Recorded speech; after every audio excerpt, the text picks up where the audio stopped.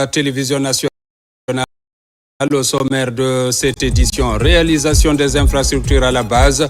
La préfecture de Lola bénéficie d'un commissariat, un édifice entièrement équipé qui va faciliter le travail des services déconcentrés de police dans la disposition de cette couche.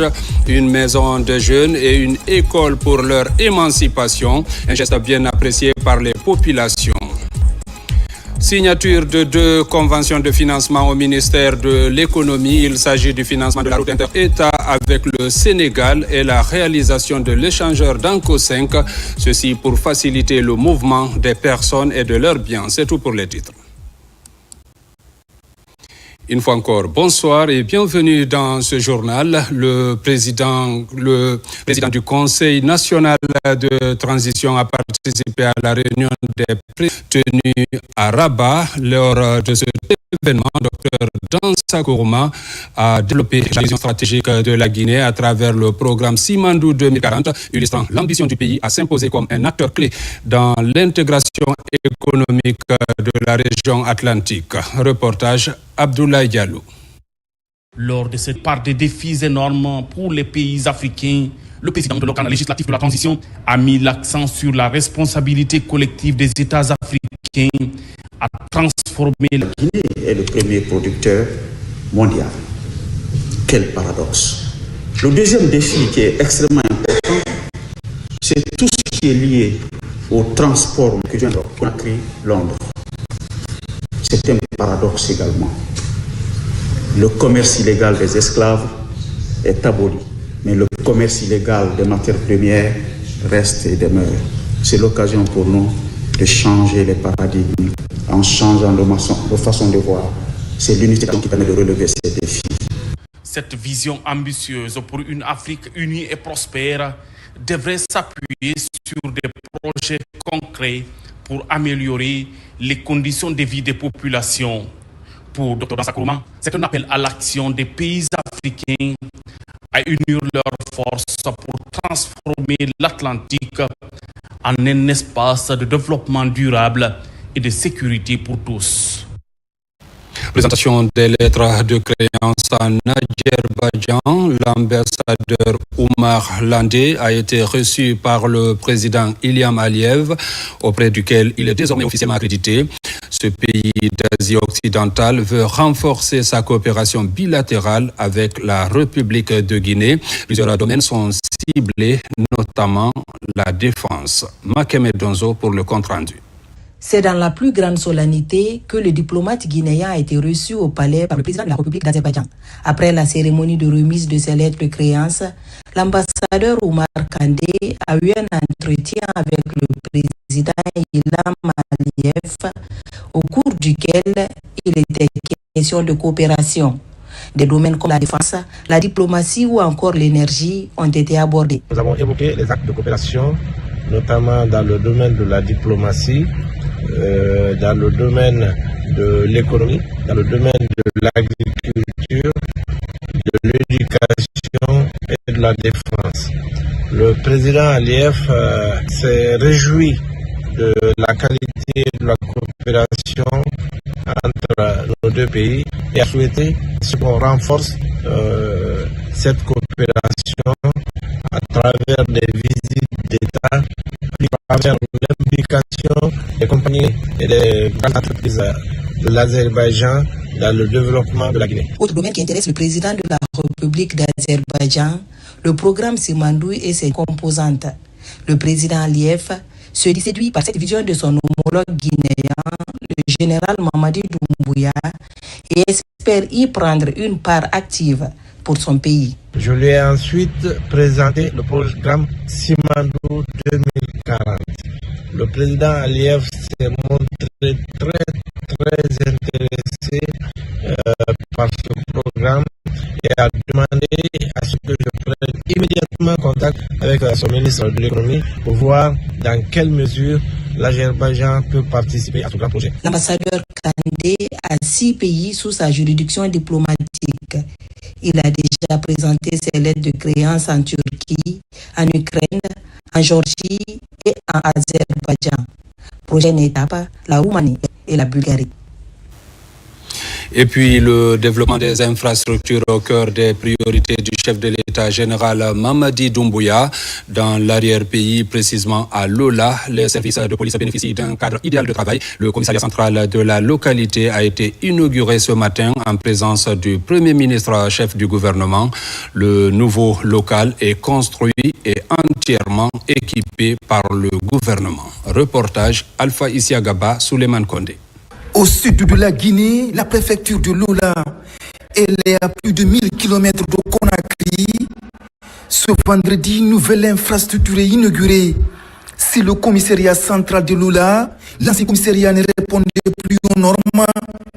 Cette inauguration intervient dans le cadre de l'immersion gouvernementale en cours en ce moment en région forestière. La réalisation de ce nouveau commissariat vient après nommé, car elle nous permettra de renforcer nos capacités à mieux protéger la population, mais aussi et surtout à lutter contre la criminalité grandissante dans notre commune. Cette cérémonie illustre encore une fois de plus notre engagement en faveur de la matérialisation de la promesse faite au cours de mon passage ici à Lola lors de l'immersion gouvernementale en 2022.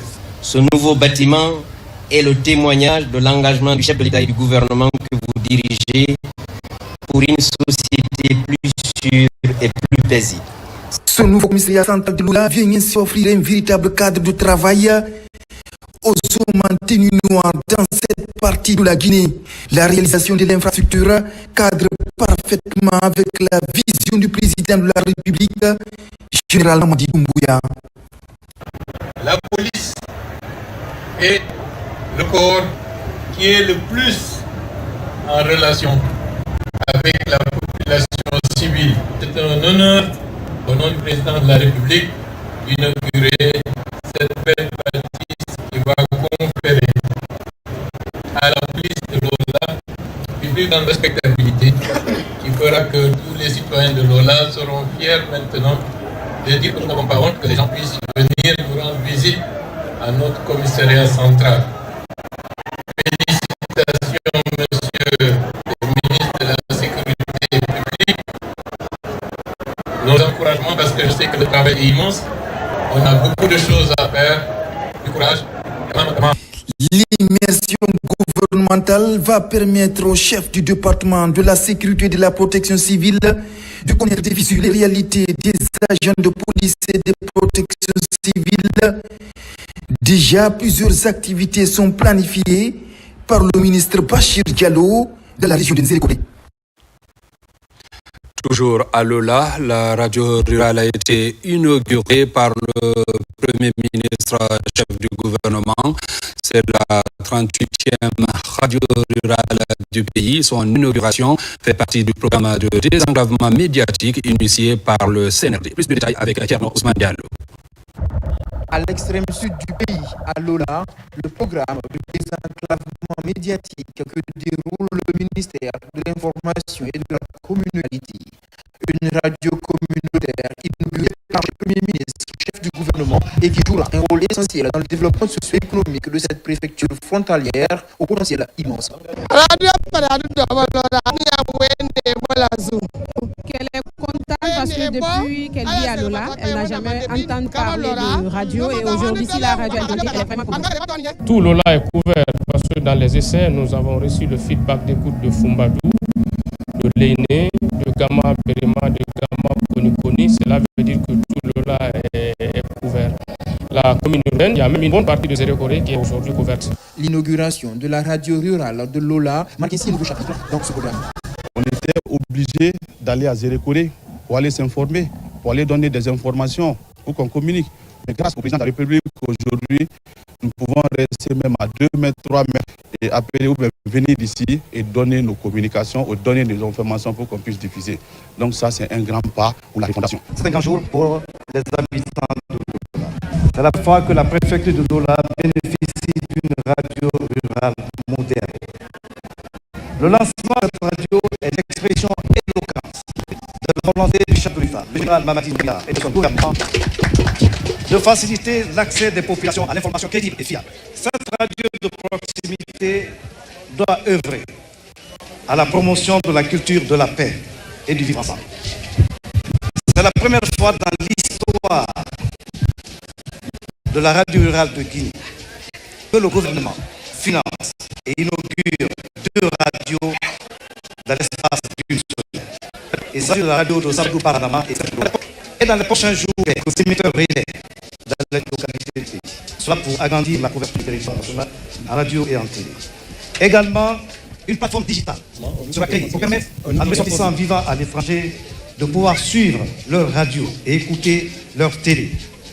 Et comprendre également les grandes transformations qui sont en cours dans le pays actuellement. Avant de terminer mes propos, qu'il me soit permis de saluer l'engagement de M. le Premier ministre, chef du gouvernement, qui a accepté de financer cette radio.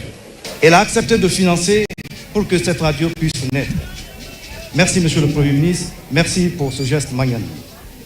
Merci également aux autorités de Lola pour leur engagement, pour la réalisation de ce bâtiment. Le Premier ministre, chef du gouvernement, un des artisans directs de la mise en place de cette radio, a invité tous les acteurs sociaux de Lola à faire d'elle une radio de référence dans le réseau des radios rurales de Guinée. C'est avec une grande fierté que nous accompagnons notre ministre de l'Information et de la Communication, M. Fana Souma, pour l'inauguration de la radio rurale de Lola. Il va de soi que ce n'était pas du tout acceptable depuis l'indépendance jusqu'à présent que Lola n'est pas une radio de proximité. C'est la raison pour laquelle, pour réaffirmer l'engagement du gouvernement guinéen à assumer la souveraineté sur l'ensemble du territoire national, il fallait, dans les plus brefs délais, que nous financions la radio rurale de Lola.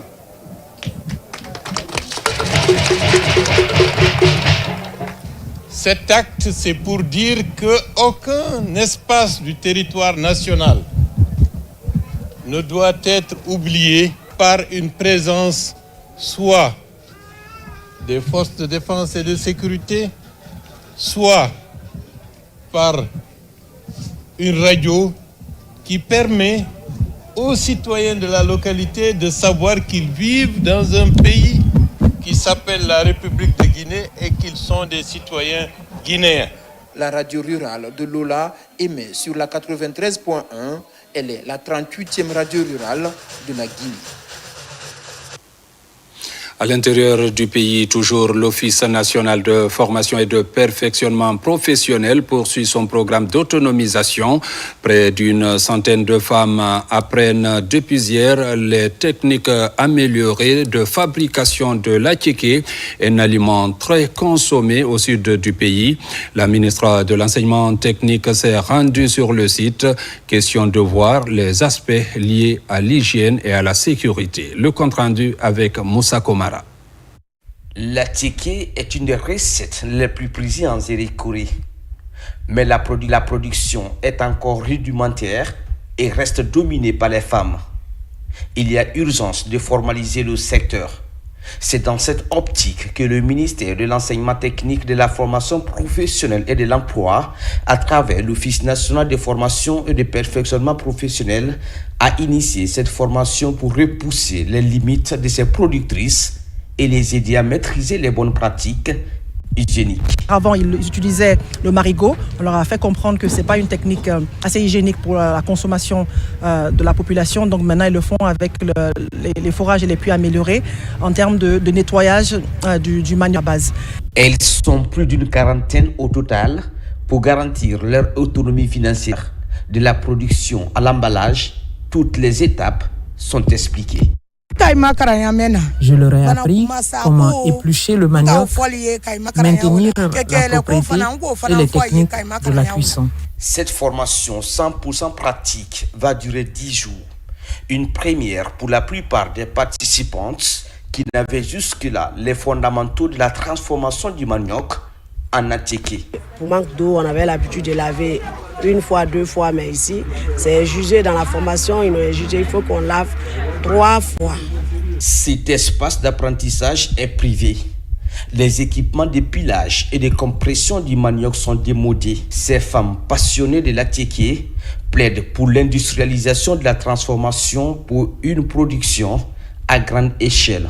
La ministre de la Promotion féminine rassure. Nous, en tant que département en charge de la promotion, nous allons mettre les moyens à leur disposition puisque nous avons des fonds pour ça. Nous avons un fonds d'appui aux activités économiques des femmes qui pourra les accompagner non seulement à déjà se formaliser.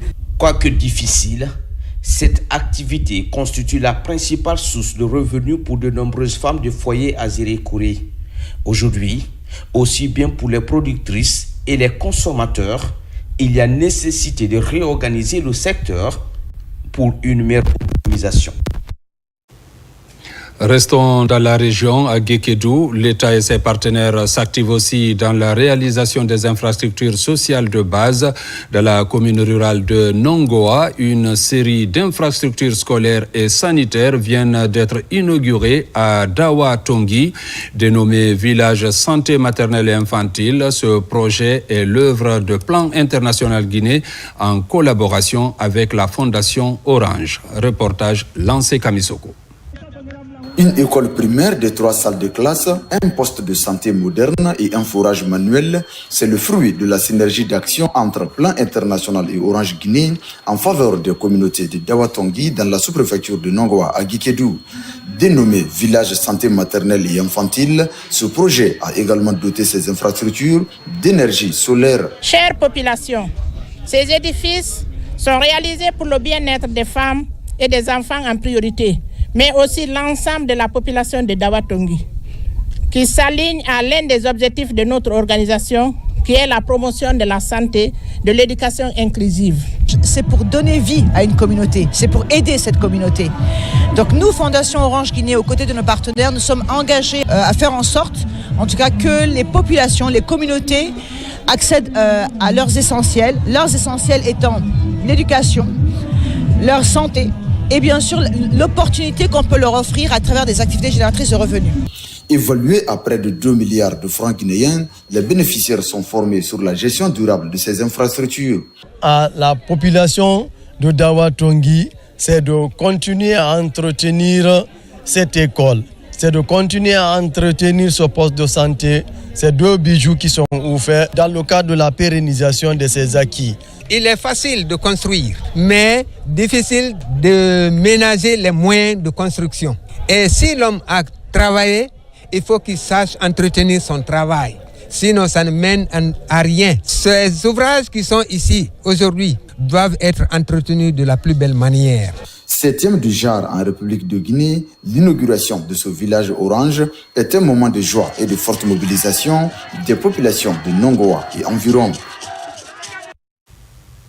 Du côté de Koundian, c'est dans la préfecture de Mandiana, plusieurs infrastructures sociales de base sont également réalisées. Parmi elles, une maison de jeunes et une école. Cet investissement municipal est mis en œuvre par l'équipe de la délégation spéciale, ceci pour participer activement au développement local. Reportage Diamo Kaba. Koundian, dans le Wassolon profond. Aujourd'hui, un vent de renouveau souffle sur cette commune rurale de Mandiana en touchant la couche juvénile. Les jeunes ont désormais leur maison commune pour réanimer leur quotidien sur le plan éducatif, sportif et culturel. L'édifice est doté d'équipements modernes pour répondre aux multiples aspirations de cette couche. Un effort de la délégation spéciale qui affiche l'engagement des autorités compétentes. Le foyer des jeunes et équipements au centre de Koundian, l'école primaire et équipements au district de Boumanenda, cela s'ajoute aux équipements du bloc administratif de la sous-préfecture, plus 5 forages dans les districts suivants: Bilin, Loïla, Framedia, Taribakourou, Seymena.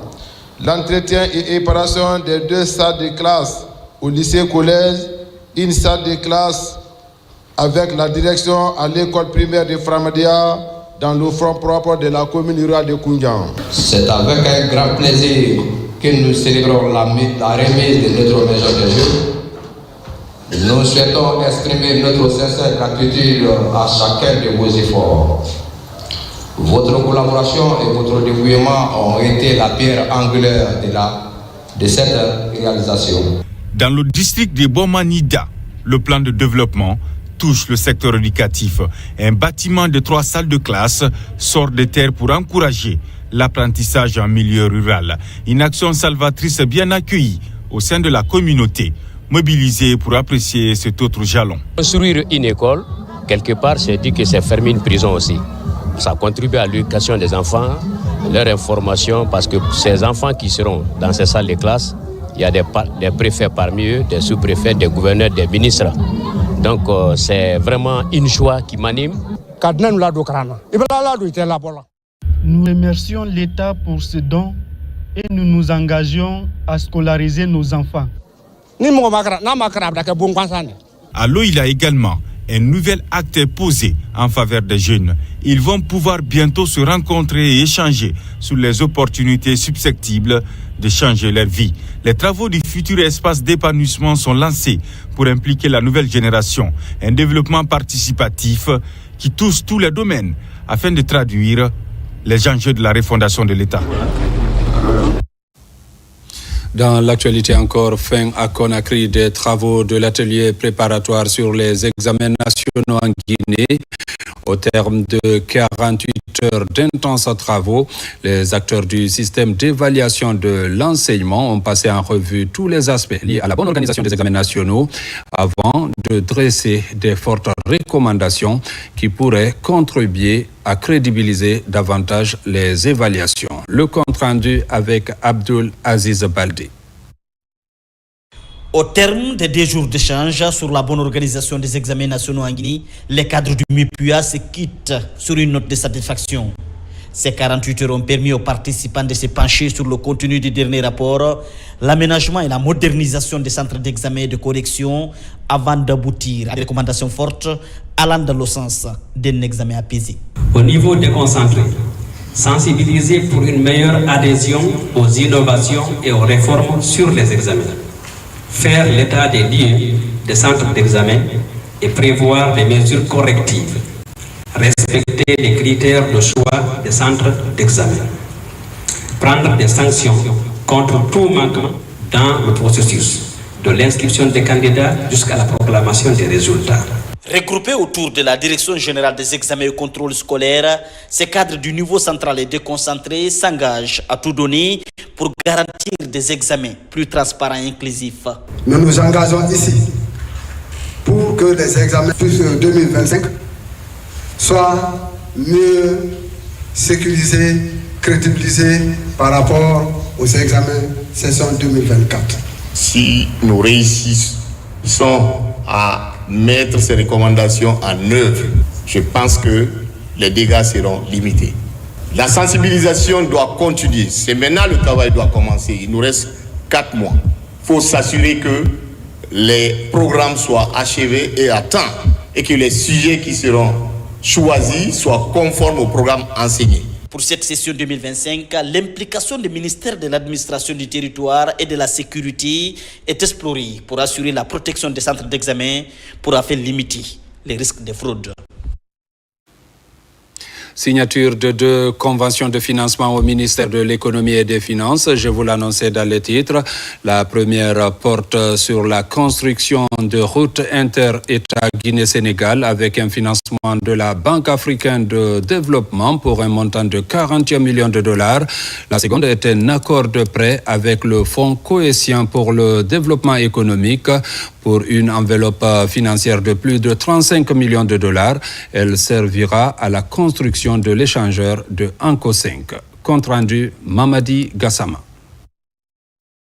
Derrière cet échange de pare-feu, la signature de convention de financement du projet de construction de la route inter-État qui relie la Guinée à la République du Sénégal. Nous venons de procéder à la signature de 2 conventions de financement, une portant sur l'aménagement de la route Labé-Mali, en territoire guinéen, jusqu'à la frontière avec le Sénégal. Et notre financement qui porte sur des études que nous allons mener sur les îles, le long du littoral, pour pouvoir donner plus d'accès à l'eau potable et à l'assainissement à nos populations. Nous sommes heureux de la signature de ces deux conventions qui culminent autour de 41 millions d'US dollars. C'est en droite ligne avec ce que nous faisons déjà ici en Guinée. C'est un financement important qui vient grossir le portefeuille de la Banque africaine de développement, qui se tourne autour de maintenant de 750 millions de dollars. Donc c'est le lieu, une fois encore, de les remercier. Et nous les promotons au nom du gouvernement, Monsieur le ministre du Comité des Finances, gouverneur du pays de la Banque africaine de développement, que nous veillerons à ce que ces infrastructures se réalisent dans le temps réel et aussi les ressources qui sont mises à la disposition de la Guinée soient utilisées au bon escient.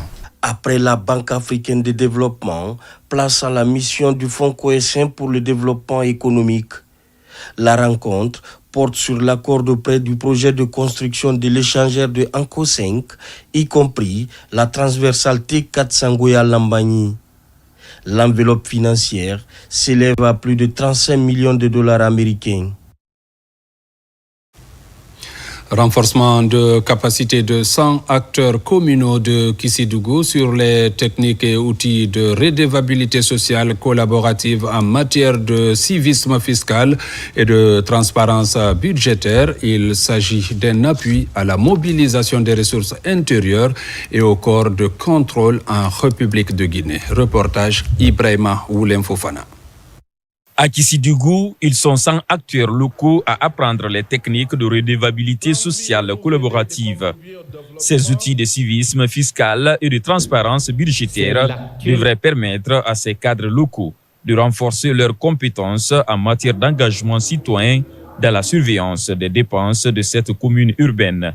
C'est un projet qui est financé par l'AFD à travers Expertise France, mis en œuvre à Kissidougou ici par le consortium Legepad-Segifed. Ce projet vise à appuyer les citoyens dans le civisme fiscal pour que les citoyens puissent comprendre qu'il faut payer les taxes parce que sans les taxes, aucun développement local n'est possible. Kissidougou et Bokeh, c'est les deux pilotes. C'est pour ça que je les exhorte de suivre attentivement le modérateur. Et après, ils n'ont qu'à restituer pour leur dire qu'est-ce qu'on appelle le fiscal.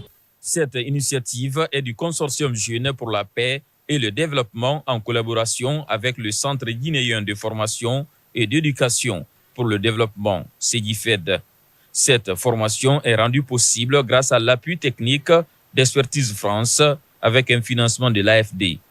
Avec ces outils de perfectionnement, ces cadres administratifs et financiers seront en mesure d'élaborer des documents budgétaires communaux conformément aux missions qui leur sont assignées. Kissidougou a beaucoup de potentialités économiques, mais le problème, c'était la mobilisation, la gestion et la sécurisation surtout des recettes. Si nous avons un projet qui vient nous appuyer dans ce cadre, nous ne pouvons que nous réjouir pour cette formation. Cette formation servira désormais de boussole pour ces acteurs afin de faciliter l'accès des communautés à l'information budgétaire et les amener à s'acquitter de leurs obligations fiscales. En plus bref, la Direction générale des douanes de la République de Guinée tient à rappeler au public qu'en dépit de plusieurs communiqués dénonçant une fausse vente aux enchères publiques de véhicules et d'objets divers, constate avec regret la persistance de ces dites annonces. Par le présent communiqué, la Direction générale des douanes, encore une fois, demande formellement l'authenticité de ces annonces. Aucune vente aux enchères n'est organisée ou prévue par nos services. Dénonce avec la plus grande fermeté ces pratiques frauduleuses qui visent à tromper le public et à porter atteinte à l'image de notre institution. Condamne les agissements de ces individus ou groupes d'individus responsables de la diffusion de ces fausses informations, a déjà saisi la police et se réserve expressément le droit d'engager des poursuites judiciaires à l'encontre des responsables de la diffusion de ces fausses annonces. La Direction générale des douanes utilisera tous les moyens légaux à sa disposition pour interpeller et traduire devant la justice les auteurs de ces fausses informations. La Direction générale des douanes rappelle que toute communication officielle émanant de ces services est exclusivement diffusée via les canaux officiels, à savoir son site web officiel, ses comptes officiels sur les réseaux sociaux, les communiqués de presse transmis aux médias nationaux, La Direction générale des douanes invite le public à la plus grande vigilance face à ces tentatives d'escroquerie et à vérifier systématiquement l'authenticité des informations auprès de ces canaux officiels. Pour toute information complémentaire, la Direction générale des douanes invite le public à contacter ses services au numéro de téléphone 663 77 0077, 663 99 0099 ou par email douaneguinée@dgd.gov.gn. Les jeunes ont leur partition à jouer dans la transition. Ils comptent s'impliquer activement dans les différentes activités. Un plan quinquennal servant de feuille de route existe déjà. Sa validation va permettre le développement de leur programme. Reportage Marie-Angélique Bangoura. Depuis 2023, le Conseil national de jeunesse de Guinée est mis en place. Cette plateforme de consultation et d'échange des jeunes est aujourd'hui dans la dynamique de réorganisation de ses interventions sur le terrain. Pour ce faire, les acteurs impliqués dans le processus discutent de la validation du plan d'action 2025-2029. Le document prend en compte la promotion des compétences et l'employabilité des jeunes. Le président de la République, le chef suprême des armées, le général Mamadou Doumbouya, accorde une place prépondérante à la jeunesse guinéenne. Et je pense qu'avec l'instrument comme le CNJ, je pense qu'aujourd'hui nous venons concrétiser cette vision du président de la République pour dire que la jeunesse guinéenne a tout son rôle. Le PNUD, l'UNFPA et l'UNESCO peuvent se réjouir parce que la mise en place d'abord du Conseil national des jeunes a été un succès. Ils peuvent se positionner pour accompagner les initiatives du Conseil national des jeunes de Guinée. Avec une représentation de 31% de la population guinéenne, les jeunes, à travers le Conseil national de jeunesse, décident de se hisser une place parmi les acteurs qui contribuent au développement de la Guinée. Aujourd'hui, nous existons, nous continuons à faire notre preuve aujourd'hui en lien avec la conscientisation des jeunes, la consolidation de la paix, surtout le fait de faire en sorte que les jeunes soient autonomes. Mais comme tout bon fils, on a besoin également d'avoir un acte de reconnaissance officielle. Et à cela, seul son Excellence, Monsieur le Président de la République, peut prendre un décret pour vraiment faire de façon officielle de ce conseil un organe représentatif et au service de l'État et de la jeunesse guinéenne. Ce document, qui sera logé au ministère de la Jeunesse, devra servir de guide aux différents conseillers de jeunesse qui siègent partout en Guinée. La stratégie permettra de booster la participation de plus de 3000 conseillers de jeunesse à accompagner le processus de développement en cours dans le pays. Promotion de la paix sur l'axe Le Prince. Les membres du mouvement viennent de lancer officiellement leur projet à Conakry. Ce projet, qui a pour thème « Jeunes de l'axe, moteur de la refondation et garant de la paix et de la non-violence », vise à sensibiliser les populations sur cette zone. Reportage Marwan Kamara, Mohamed Nkoyassila. Pour accompagner les autorités dans le processus du maintien de la paix, les membres du mouvement des jeunes de l'Axe pour la Renaissance sont face à la presse. Autour de la thématique Jeunes de l'Axe, moteur de la refondation et garant de la paix et de la non-violence, ces jeunes de l'Axe comptent œuvrer dans un cadre de concertation constructive pour le développement socio-économique de la Guinée. Nous, les membres du mouvement des jeunes de l'Axe pour la Renaissance Mozart, animés par une conviction profonde, sommes résolus à changer le cours de notre avenir. Ce n'est pas seulement l'avenir de l'Axe, de la démocratie, mais celui de la Guinée dans son ensemble que nous souhaitons réinventer dans un esprit de paix, de prospérité et de bien-être pour tous. Aujourd'hui, nous refusons de rester dans l'ombre de l'histoire. Nous refusons que notre avenir soit dicté par des erreurs du passé. Nous refusons d'être les spectateurs passifs d'un monde que nous n'avons pas choisi.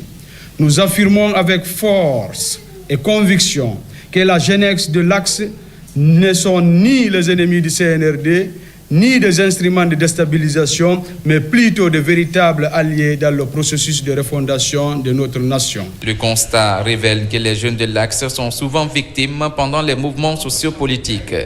Pour tourner la page et corriger cet état des faits, Ce collectif des jeunes de l'Axe Le Prince sollicite une synergie avec les autorités de la transition. Nous croyons fermement qu'aucune nation ne peut se développer sans la paix, sans l'unité nationale. Et c'est dans cet esprit que nous lançons aujourd'hui ce mouvement. Avec l'ambition de jouer un rôle clé dans la refondation de notre pays, la refondation que prône le président de la République, le général Mamadi Doumbouya. Cette refondation ne pourra se réaliser que si nous travaillons ensemble dans la paix, dans l'unité et surtout dans le respect des principes fondamentaux de la justice sociale, de la solidarité et de l'équité. Cette initiative des Moja pourrait permettre de changer le comportement des jeunes de l'Axe de la démocratie afin de célébrer les valeurs du partage et de l'esprit d'équipe. Santé, don de sang, une collecte est en cours dans les universités publiques et privées. Elle est initiée par une association de la place. L'opération est suivie d'une sensibilisation sur l'importance du don de sang pour sauver des vies. Reportage Eugène Dounamou, Tierno Maroufba. À l'université française de Conakry, les membres de l'association 1000% tentent de convaincre ces jeunes étudiants à donner leur sang. Pendant des heures, la sensibilisation a porté sur les avantages du don de sang pour sauver d'autres vies. L'idée de cette association est d'amener la jeunesse à participer à la campagne de sensibilisation et de collecte de sang dans le Grand Conakry. Moi, ce que j'ai vu de très important là-bas, c'est que les dons de sang, grâce aux dons de sang, nous pouvons sauver la vie de plusieurs personnes. Vous voyez. Donc, il y a des accidents actuellement, des gens perdent du sang, donc ils sont venus nous sensibiliser pour qu'on donne notre sang, pour qu'ils puissent demain aider d'autres personnes avec notre sang. Les membres de 1000% sont venus sensibiliser les étudiants, expliquer l'importance du don du sang et que ça pouvait sauver des vies en Guinée. Donc pour nous, c'était important de montrer l'exemple au niveau du personnel pour que les étudiants aussi puissent être rassurés et le fassent aussi avec envie et de façon massive. Après ces échanges, des jeunes étudiants volontaires s'engagent à faire cet acte humanitaire. Avec le Centre national de la transfusion sanguine, plusieurs poches de sang sont collectées au sein de cette université pour faire face à la pénurie de sang dans les structures sanitaires. C'est plus ma copine qui m'a poussé à donner mon sang, mais je le fais aussi pour la cause. Parce que le sang récolté va directement à l'endroit des malades et ça me fait quelque chose de pouvoir aider des personnes, même si je ne peux pas le faire physiquement, mais d'une certaine manière. En tant qu'association, notre objectif est de sensibiliser la population pour briser les mythes qui se trouvent autour du don de sang et promouvoir le don de sang volontaire. Pour ce faire, nous axons nos efforts dans la mise en place de vastes campagnes de sensibilisation et de collecte de sang, d'où notre projet 1000 poches de sang. 1000%. Cette vaste campagne de sensibilisation et de collecte de sang de l'association 1000% a touché plusieurs universités publiques et privées du Grand Conakry. Cet élément qui vient de nous parvenir, le Premier ministre chef du gouvernement a visité un certain nombre de chantiers ouverts par le CNRD ce vendredi à Lola. Cette visite a conduit la délégation jusqu'à Zo, à la frontière guinéo-ivoirienne. Reportage Ousmane Bangoura. L'équipe gouvernementale conduite par le Premier ministre Amadou Ouriba poursuit son périple dans la région forestière. Après avoir rendu visite au patriarche Tomous Ouasset Doré de Lola, où conseils et bénédictions ont été donnés en faveur de la paix et du vivre ensemble, en conformité avec son agenda, le coordonnateur de l'action gouvernementale Amadou Ouriba visite la station scientifique de Monimba. Ici, les recherches axées sur la flore, la faune, la climatologie, la pédologie, à travers ces richesses, ces scientifiques ont pu détecter le minerai de fer. Cette case en ruine, construite dans les années 1946, était appelée case laboratoire. Ces melons étaient taillés par les premiers paysans qui y vivaient. Nous voici sur le poste douanier de la région en construction, à Zoguela, dans la commune rurale de Zo, 60 km de Lola-Ville. La délégation gouvernementale a aussi visité le pont frontalier entre la Guinée et la Côte d'Ivoire. Le poste de Zo, c'est notre porte d'entrée avec la Côte d'Ivoire. C'est en quelque sorte la première administration guinéenne que vous rencontrez quand vous rentrez de la Côte d'Ivoire à la Guinée. Donc il est extrêmement important que ce poste soit à l'image de ce que nous voulons que l'administration guinéenne soit. C'est-à-dire une administration qui en impose et qui est efficace et qui a les moyens des objectifs de cette politique. Depuis un bon moment, les travaux étaient bloqués, mais lors de mon passage à ce même point frontalier en avril de l'année passée, on a relancé et tout va bien et je suis sûr que conformément aux engagements de maître d'ouvrage et de l'entreprise en charge, le chantier sera livré le 7 mars prochain, c'est-à-dire dans un mois.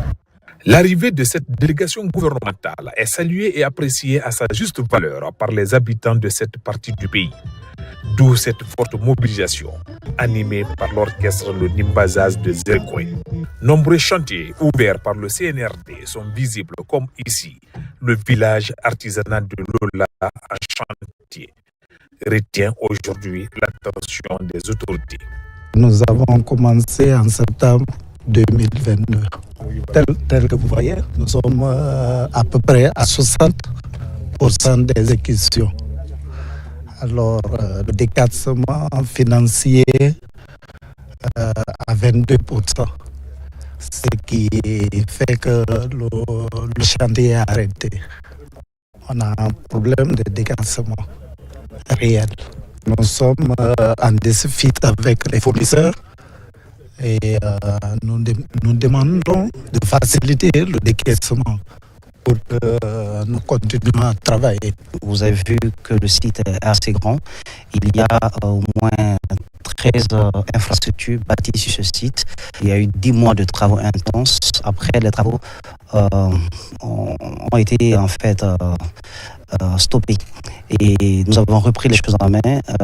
Dans les prochains jours, dans les prochaines semaines, ces travaux vont reprendre au bénéfice donc des artisans de la région de Zérékoré. Les villages artisanaux sont des éléments assez importants pour revitaliser le secteur de l'artisanat. C'est 40 corps de métier, 326 métiers. C'est donc la plus grande, je dirais, main d'œuvre que nous avons et qui se situe à l'intérieur du pays, dans les zones rurales. Donc c'est la meilleure façon pour l'État de redistribuer la richesse nationale et de permettre à ce que le développement puisse commencer à partir de la base. Et donc c'est très important pour le chef de l'État que ces chantiers-là puissent être achevés dans de très bonnes conditions. La visite aujourd'hui, à l'occasion de l'immersion gouvernementale du Premier ministre, chef du gouvernement, M. Amadou Ouriba, et de l'ensemble des membres du gouvernement qui l'accompagnent, est encore un élément qui viendra renforcer la reprise très très prochaine de ces travaux sur le site du village artisanal de Lola. Le Premier ministre, en homme d'action, promet d'aller dans toutes les régions, préfectures et communes du pays afin de faciliter le rapprochement entre l'administrateur et administré. À Matoto, ce vendredi, les citoyens étaient également mobilisés autour de la lecture du Saint-Coran pour la paix et le vivre ensemble, une occasion de réaffirmer également leur soutien à la transition en cours dans le pays. Sona Sagno. Les filles et fils du secteur 1 du quartier Matoto Centre, épris de paix, de vivre ensemble et d'unité, ont réuni les citoyens du quartier à la mosquée centrale de Matoto pour une lecture solennelle du Saint-Coran et d'invocation en faveur de la paix en Guinée. Nous vous affirmons et réaffirmons que Matoto Centre soutient et soutiendra le CNRD, son président et son gouvernement pour faire de la Guinée un modèle de développement pour la sous-région, l'Afrique et le monde. Le développement de la Guinée n'est qu'une question de bonne volonté et d'organisation. Ce moment de dévotion collective a rassemblé les imams, les sages et les fidèles musulmans pour implorer le Tout-Puissant Allah pour sa miséricorde envers la nation. Ces différentes prières pour le pays, pour le chef de l'État, a montré vraiment son avantage parce qu'aujourd'hui, le pays de Kassa Ayomu, tout est pacifié. Donc je dirais à nos communautés, que ce soit musulmanes ou chrétiennes, d'augmenter des faits pareils pour nous rapprocher davantage. Une atmosphère teintée de spiritualité et de patriotisme a enveloppé la mosquée centrale de Matoto. Ce geste témoigne l'engagement du quartier Matoto Centre, accompagné les actions entreprises par le président Mamadi Doumbouya. L'initiative a été portée par les jeunes du secteur, les jeunes, femmes et hommes du secteur 1. L'objectif de la lecture de ce Coran, c'est l'unité nationale, renforcer l'unité nationale. Le président du conseil du quartier Matoto Centre a rappelé que seule la persévérance, l'union, la foi et l'engagement collectif peuvent guider la Guinée vers un avenir meilleur. Toujours dans l'actualité, abandon d'enfants, le phénomène refait surface. Un nouveau-né retrouvé dans une poubelle à Dar es Salaam. Le corps sans vie du bébé a été retrouvé par un agent d'une PME de ramassage d'ordures. Alpha Isiagaba. C'est dans cette poubelle que le bébé mort a été retrouvé. Ce sont des ramasseurs d'ordures qui ont découvert le nouveau-né dans ces immondices. Moi j'ai pris pelle, on est en train d'embarquer les ordures. En embarquement des ordures maintenant, j'avais pris un caoutchouc bleu. Donc, dès que j'ai pris le caoutchouc sur les pelles seulement, j'ai trouvé la main de l'enfant. J'ai dit à mon petit, c'est dans cette caoutchouc, il n'y a pas un enfant qui est dedans. J'ai déposé ça à terre. Mon petit était venu regarder maintenant, il dit, grand, ça c'est un enfant ça. Il dit, comment on va faire? J'ai appelé les motards. Les motards sont venus. La triste scène s'est produite dans la zone de Hamdallah, en haute banlieue de Conakry. L'acte cruel s'est vite ressenti dans l'opinion. Pour la plupart des gens, aucun mot ne suffit pour exprimer ce crime volontaire. C'est vraiment une situation déplorable, que personne vraiment ne souhaitait avoir cela. Et je vais demander à ceux-là qui ont ce genre d'intention, vraiment de prendre des dispositions pour ne pas aller jusqu'à mettre les bébés dans des situations difficiles comme ça. Ils n'ont qu'à passer par tous les moyens pour se confier, pour donner les bébés aux autorités ou bien à des personnes morales de ce genre, pour pouvoir vraiment chercher à sécuriser l'enfant, à continuer à mettre l'enfant en vie. La mère de l'innocent n'est pas encore retrouvée pour le moment. Les enquêtes sont ouvertes pour retrouver l'auteur selon les services de sécurité. En attendant, le corps du petit ange est mis à la disposition des autorités compétentes. Ce communiqué de condoléances, c'est avec une profonde tristesse et une grande émotion que nous avons appris le décès de l'ancien ministre, M. Ibrahima Fofana, survenu le 6 février 2025, acteur majeur de l'administration judiciaire de la République de Guinée. M. Ibrahima Fofana a consacré sa vie au service de la nation, apportant son expertise, son dévouement et son sens du devoir à de nombreux services qui ont été déterminants pour le pays. Il y a juste 2 mois, nous avons eu l'honneur de fêter son 100e anniversaire. Monsieur Ibrahima Fofana fut décoré de la médaille d'honneur par le président Ahmed Sékou Touré, ancien ambassadeur, ministre de la Pêche et de l'Élevage. Je suis sûr que la mémoire vive de M. Ibrahima Fofana restera à jamais dans le cœur de sa famille, de l'ensemble du peuple de Guinée en tant qu'homme d'État, sage, talentueux, travailleur acharné, patriote qui a consacré sa vie à l'édification d'une administration guinéenne forte et dynamique. Au nom du gouvernement, le président de la République exprime ses sincères condoléances à l'ensemble du peuple de Guinée, à la famille éplorée et à tous les proches et amis du défunt. Le président de la République souhaite de l'endurance et de la force d'esprit en ces moments difficiles que traverse sa famille. Le football guinéen est en deuil. Une figure emblématique du sport en Guinée, Ali Touré, président manager général du club industriel de Kamsar CIK, s'est éteint. Son décès est survenu le jeudi 23 janvier 2025 à Abidjan, Côte d'Ivoire, des suites d'une courte maladie. Ce départ brutal laisse un grand vide dans le paysage footballistique national. Il a regagné sa dernière demeure ce vendredi à Abidjan. Envoyé spécial Daoudaba. Une forte délégation guinéenne s'est rendue à Abidjan pour lui rendre un dernier hommage, conduite par Julien Bangoura. Elle comprenait également Mamadou Bari, vice-président de la Fédération guinéenne de football, des proches et des collaborateurs du défunt. La cérémonie s'est déroulée en présence de l'ambassadeur de la Guinée en Côte d'Ivoire. Ali Kader Touré avait un carnet d'adresse très fourni, ponctuel aux heures de travail, cadre assidu et doté d'une exemplarité sociale hors du commun. autour d'importants sujets techniques se rapportant au football. Ce qui avait fini par faire de lui le consultant sportif le plus sollicité de plusieurs radios et télévisions en République de Guinée. Ali Kader Touré a occupé plusieurs postes stratégiques au sein du football guinéen. Après la Coupe d'Afrique des Nations 2019 en Égypte, il fut nommé team manager du Sidi national de Guinée avant de prendre les commandes de l'association sportive de Kaloum en tant que manager général. En 2016, son expertise lui a valu d'être désigné président du bureau d'études et de stratégie de la Ligue guinéenne de football professionnel. Ali Kader Touré, nous on l'appelait Ali Tou, comme beaucoup de binationaux, était le trait entre deux pays, la Côte d'Ivoire et la Guinée, entre deux peuples, le peuple ivoirien et le peuple guinéen. Nos remerciements vont également à l'endroit de la communauté musulmane de la Riviera 3 et à l'ensemble des honorables imams. Sa disparition a suscité une vive émotion dans tout le pays. Parents, amis, collaborateurs et acteurs du football lui ont rendu un hommage mérité à Abidjan. Le football perd un passionné, un bâtisseur, un acteur clé de son développement.